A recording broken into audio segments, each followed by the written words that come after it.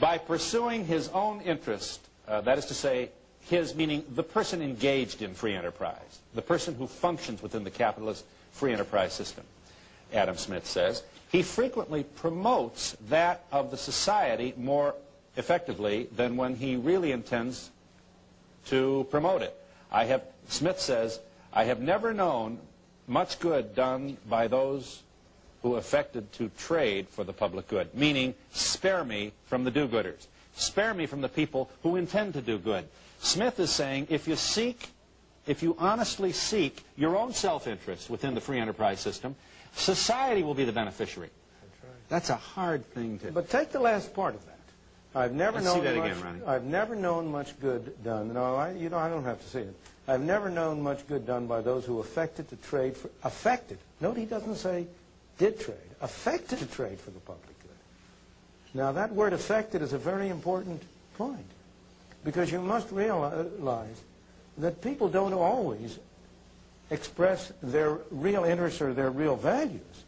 They say what they think will be attractive to the public at large. Let me give you a very simple example right now. General Motors, one of our major corporations, has come out against the deregulation of the trucking industry. The trucking industry today is grossly overregulated. It never should have been regulated at all. We never should have brought it under the Interstate Commerce Commission. It was brought under the Interstate Commerce Commission not to protect the consumer, but to protect the railroads at the time from the competition of trucks when they were first introduced into the 20s. Right now, there's a move underway to deregulate trucking the way airlines have been deregulated. There is nobody doubts that the deregulation of airlines was a very good thing for everybody. The deregulation of trucking would be an equally good thing. There are literally billions of dollars being wasted because of the monopoly in trucking. You're talking about fees when you talk about deregulation. I assume you would still have some monitor on weight. And can the trucking industry benefit by using highways that I am paying for and may not be using the merchandise? They don't now. You now have a gasoline tax which covers the costs of the highways. It is appropriate to charge for the use of the highways, of course. They ought not to get a subsidy. I am opposed to subsidies, and I'm opposed to the opposite of the excess taxes. But they fees when you talk about deregulation. I assume you would still have some monitor on weight. And can the trucking industry benefit by using highways that I am paying for and may not be using the merchandise? They don't now. You now have a gasoline tax which covers the costs of the highways. It is appropriate to charge for the use of the highways, of course. They ought not to get a subsidy. I am opposed to subsidies, and I'm opposed to the opposite of the excess taxes. But they do now pay for the use of the highway through the gasoline tax, and they should continue to do so.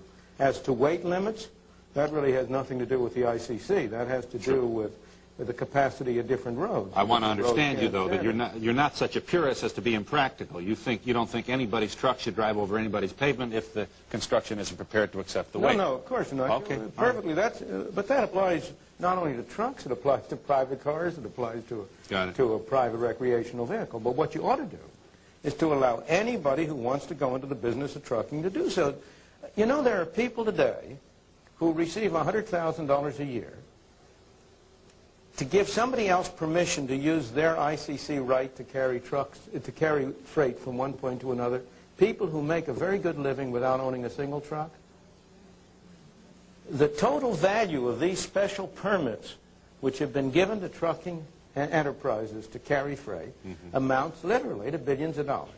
Now, General Motors and the trucking industry, when they come down to Washington and say we ought to continue regulation, do they say we ought to continue regulation in order to promote our interests?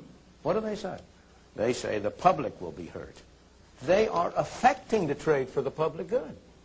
But do you think they're kidding themselves? They're saying we don't want the wonderful individual people in middle America to be hurt. And you're saying that's not what they're... They know they're not stupid. They're not Santa Claus. They're not Santa Claus.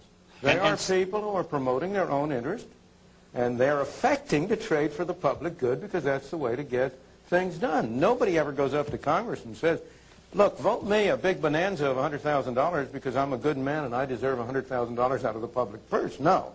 He says you should subsidize X, Y, and Z because the poor middle-class Americans or the poor people in the slums will be benefit from it, by it. So you have two classes of people. the so-called do-gooders. You have the honest, sincere people. And they invariably end up being the front men for private interests they would never knowingly support.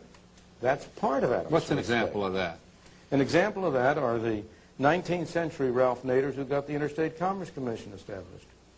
They got the Interstate Commerce Commission established supposedly to protect the consumer. No. The do-gooder reformers, the Ralph Nader types, were sincere. They were interested in promoting the interests of the consumers.